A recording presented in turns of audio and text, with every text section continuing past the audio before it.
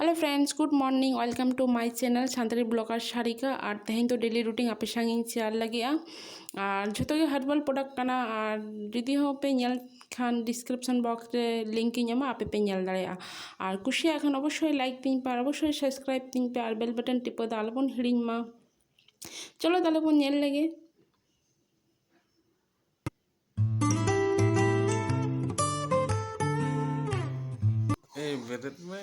अनोय तरंग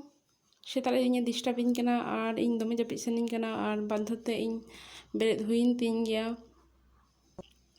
किछु करार बांग तहे कना और नय तरंग सेताले बेरेद कते इन दतनिक कनिं ब्रश कनिं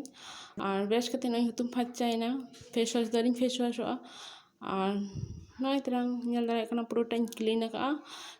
मेधा दाते तो नय तरंग इन तायम नय फेस वाश निविया रेना प्यूरिफाइंग फेस वाश कइतलां दाग लगा कते भागी ठीक मैसेज हुआ हॉटो और मेधा। चलो पन हुतुम लेंगे। हुतुम कते नय तरंग जेकोनो तोवाले किंबा जहाँ के सूर देना गामछा किंबा तोवाले भागी ठीक मेधा जुतफाचा हुआ जते निया पोर जहाँ टोनरिंग यूज ओना जते दाग सला आलो लिंगी गिडिमा तो ओना लगिते नेल दाड़े कना पुरोटा इᱧ मेधाñ क्लीन काते मिटना हो दाग एकदम बनुआ नय तरंग। चलो निया पर नय तरंग VLCC रेना पुरनावा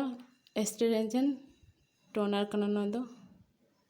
कइतलांग तुलुम रे लगा कते गोटा मेधा और हॉटो रे बन जोत फाचाया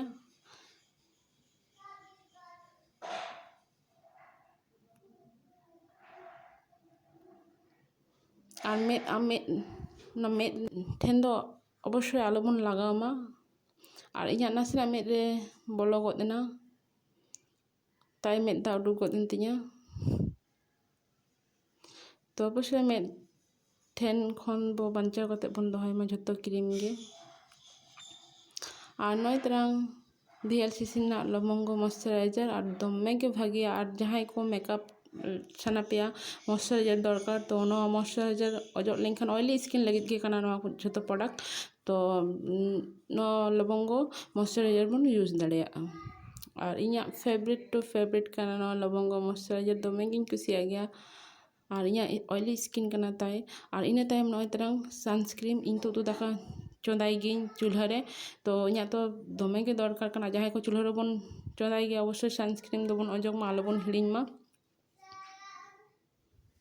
इन तायम मेधा साथे लुठा तो दरकार तो नय तरंग लिप पिंक खातिर ते lip sugar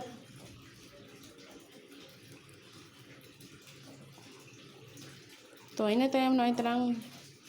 moisturiser हुईना toner हुईना lip हुईना तो ना साथे मेहा तो फेयरनेस दरकार तो फेयरनेस क्रीम इन तायम इन अजोगेया